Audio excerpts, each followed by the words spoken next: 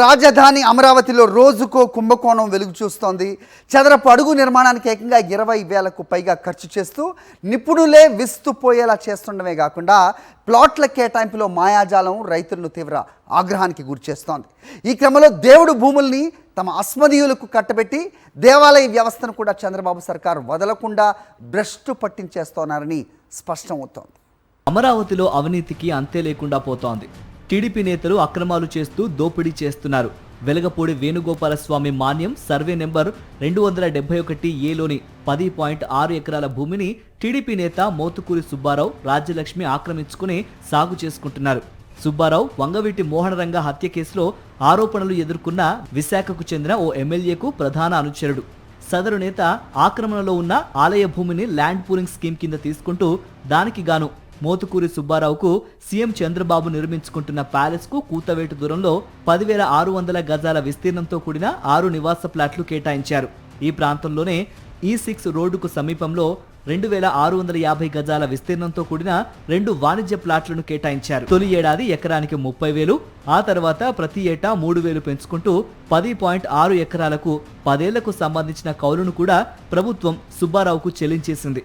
దేవుడికి మాత్రం 2013 భూసేకరణ చట్టం ప్రకారం 10.6 ఎకరాలకు సంబంధించిన పరిహారాన్ని దేవాదాయ శాఖకు చెల్లించాలని నిర్ణయించింది. అంటే దేవుడి భూమికి పరిహారంతో సరిపెట్టేసిన చంద్రబాబు సర్కార్ ఆ భూమిని ఆక్రమించిన టీడీపీ నేతకు మాత్రం అత్యంత విలువైన ప్రాంతంలో నివాస, వాణిజ్య ప్లాట్లతో పాటు కౌలును కూడా చెల్లించడంపై భక్తులు విస్మయం వ్యక్తం చేస్తున్నారు.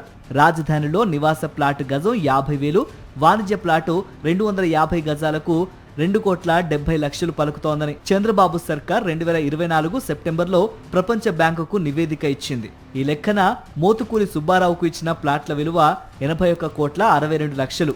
ఇదొక్కటే కాదు, నెక్కలులో శ్రీ మల్లేశ్వర స్వామివారి ఆలయం, శ్రీ వేణుగోపాల స్వామివారి ఆలయాలకు చెందిన భూములతో పాటు రాజధాని గ్రామాల్లో 173.22 ఎకరాలను ఇదే రీతిలో వాటిని ఆక్రమించి సాగు చేసుకుంటున్న వారికి లబ్ధి చేకూర్చింది.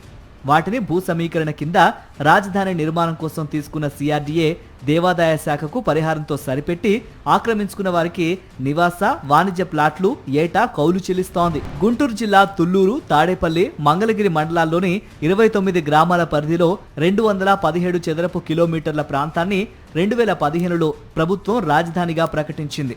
అటవీ, ప్రభుత్వ భూమి పోను మిగతా భూమిని ల్యాండ్ పూలింగ్ స్కీమ్ కింద సమీకరించాలని నిర్ణయించింది. 29 గ్రామాల్లో 1,017 ఎకరాల దేవాదాయ శాఖ భూమి ఉంది. ఇందులో 843.87 ఎకరాలను భూ సమీకరణ పథకం కింద తీసుకున్న CRDA సంబంధిత ఆలయాలకు రాజధానిలో నివాస, వాణిజ్య ప్లాట్లను కేటాయించి ఏటా కౌలు చెల్లిస్తూ వస్తోంది. మిగతా 173.22 ఎకరాల భూమిని ఆక్రమించుకొని సాగు చేసుకుంటున్న వారిలో అధిక శాతం టీడీపీ నాయకులు, సానుభూతి పరులున్నారు. అందుకే చంద్రబాబు సర్కార్ వారికి 2013 భూసేకరణ చట్టం ప్రకారం భూమికి గాను సంబంధించిన ఆలయానికి పరిహారం చెల్లించి ఆ భూమిని ఆక్రమించుకుని సాగు చేసుకుంటున్న వారికి నివాస, వాణిజ్య ప్లాట్లతో పాటు కౌలును కూడా చెల్లించాలని తీర్మానం చేసింది. దాన్ని అమలు చేస్తూ 2018 అక్టోబర్ 11న ప్రభుత్వం ఉత్తర్వులు జారీ చేసింది. దేవాలయ భూములపై దేవుడికి సేవ చేసేవారు, ఇనాందారులకు కేవలం అనుభవించే హక్కు మాత్రమే ఉంటుందని, వాటిపై ఎలాంటి యాజమాన్య హక్కులు ఉండవని, విక్రయించడానికి ఏమాత్రమూ వీల్లేదని, దేవుడి భూములు ఆ దేవుడికే చెందుతాయని 1998లో సుప్రీంకోర్టు స్పష్టమైన తీర్పిచ్చింది.